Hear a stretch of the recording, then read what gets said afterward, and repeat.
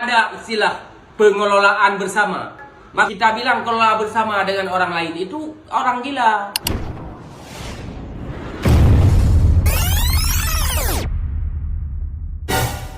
Assalamualaikum warahmatullahi wabarakatuh.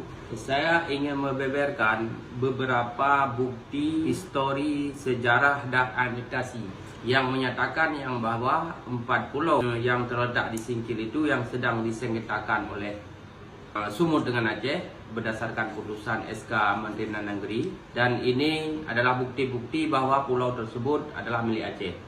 Yang pertama adalah Pulau Panjang, yang kedua adalah Pulau Lipan, yang ketiga adalah Pulau Mangkir Besar, yang keempat adalah Pulau Mangkir Kecil. Kita bisa mulai daripada data dan bukti kepemilikan tersebut, yaitu berdasarkan surat tanah. Surat tanah ini adalah salinan dari surat keputusan Kepala Inspeksi Agraria Daerah Istimewa Aceh, Banda Aceh, 17 Juni 1965. Kepala Inspeksi Agraria Daerah Istimewa Aceh yang menyatakan bahwa menegaskan bahwa tanah hak milik hukum adat menurut daftar terlampir dan masing-masing terletak di Pulau Panjang, Pulau Lipan, Mangkir Cut, Mangkir Raya dan Pulau Berahan. Kesemuanya terletak antara Gosong Telaga dengan Kuala Tapus, daerah tingkat 2 Aceh Selatan. Ini waktu sebelum Singkil pemekaran dari Aceh Selatan. Mirip dengan hak tanah yang dimaksud dalam pasal 20 ayat 1 Undang-Undang Nomor 5 Tahap Garing 1960 LNI 1960 Nomor 104 dan karenanya dikonversi menjadi hak milik. Ini jelas yang bahwa menyatakan yang bahwa tanah pulau tersebut adalah milik daripada Aceh dan masyarakat Aceh yang dulunya Aceh Singkil itu merupakan wilayah Aceh Selatan.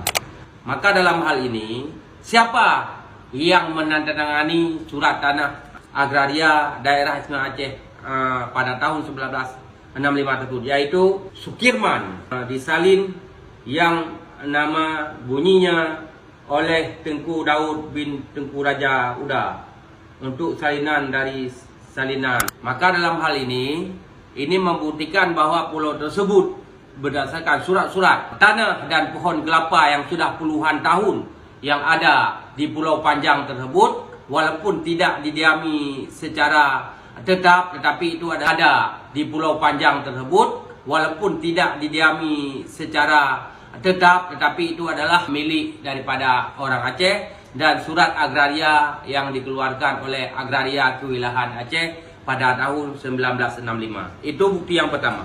Bukti yang kedua, kita bisa juga melihat kesepakatan yang dilakukan oleh pemerintah Aceh dan pemerintah Sumatera Utara, yaitu kesepakatan bersama antara pemerintah daerah tingkat 1 Sumatera Utara dengan pemerintah daerah Istimewa Aceh tanggal 10 September 1988. Itu kesepakatan yang pertama.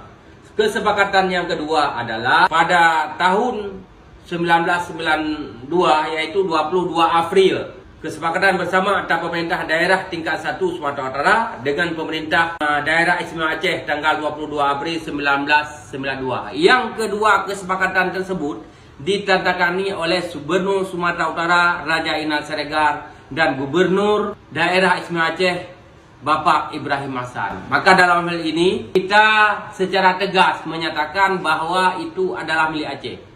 Maka dalam hal ini tidak ada istilah pengelolaan bersama. Bagaimana kita bilang kelola bersama dengan orang lain itu orang gila yang mengatakan seperti itu. Maka dalam hal ini kita mengharapkan pemerintah Aceh agar benar-benar tegas, benar-benar bersikap dalam hal ini. Jangan terpengaruh dengan hal-hal yang tidak kita inginkan, yang tidak diinginkan oleh masyarakat Aceh, yang tidak diinginkan oleh masyarakat Singkil, yang tidak diinginkan oleh pemilik tanah, dan yang tidak kita inginkan semua. Maka dalam hal ini kita ingatkan, saya sebagai Senator Aceh Azhari Sage Bing 04 meminta dan mengingatkan pemerintah Aceh jangan pernah melakukan kerjasama tanah kita, hak kita, pulau kita dengan orang lain.